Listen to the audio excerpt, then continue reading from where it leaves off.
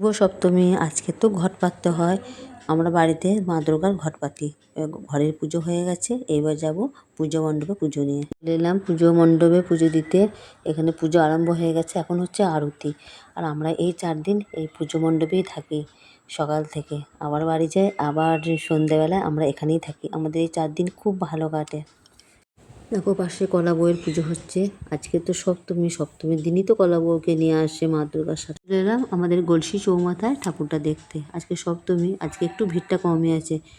আর এখানে একটু আজকে প্রোগ্রামও দেখবো, ওই জন্যই চলে এলাম। দেখো আমরা চলে এলাম এখানে গলসি চৌমাথায় প্রোগ্রামটা দেখতে।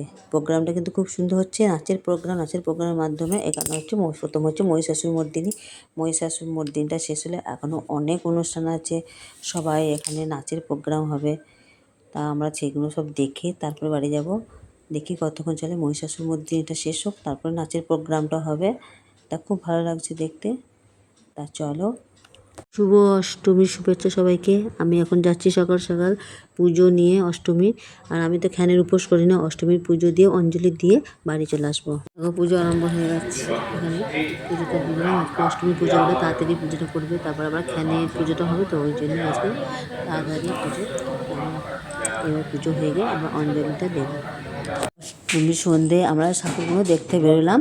তাই এখানে দেখো, এখানে একটা বড় ঠাকুর আসতো, কিন্তু এখন আর ঠাকুর নেই, দুর্গা ঠাকুর নেই। এখানে হচ্ছে কষ্টিপাথরের মূর্তি আনা হয়েছে বাইরে থেকে, অনেক টাকা খরচা করে এই মন্দিরটাও হয়েছে আর ঠাকুরটাও প্রতিষ্ঠা করা হয়েছে।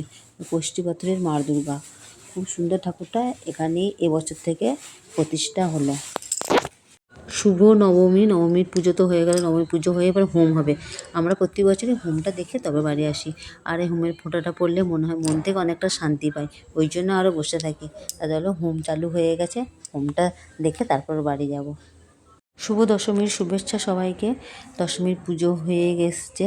পুজো হয়ে গিয়ে এবার সবাই 1 টাকা কয়েন দিয়ে সিঁদুর দিয়ে মাকে অর্পণ করে, ওই সিঁদুর নিয়ে আমরা সারা বছরই মাথায় পরি। এটা হচ্ছে মায়ের আশীর্বাদ। শেষে আমরা মায়ের কাছ থেকে সিঁদুর নিয়ে আমরা সবাইকে পরাই।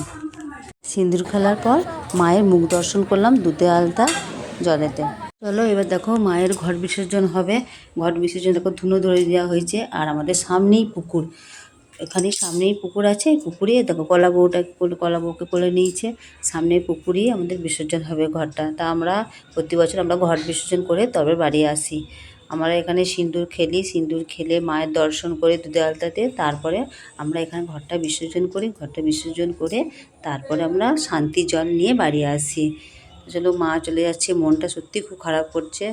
অনেক পুজোর 4 দিন অনেকেই কাজ করতে হয়, তবুও কিন্তু ভালোই লাগে, আমাদের খারাপ লাগে না। ঘট বিসর্জন হয়ে গেছে, হয়ে যে শান্তি জল দিচ্ছে সবাইকে। সত্যি এই 4টে দিন কীভাবে যে কাটে যা বোঝাই যায় না, খুব ভালো লাগে।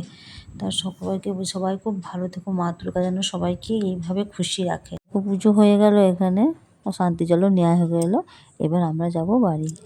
এই বছরের মতো সবাইকে শুভ বিজয়ার অনেক অনেক শুভেচ্ছা ও ভালোবাসা। টাটা, সবাই খুব ভালো থেকো।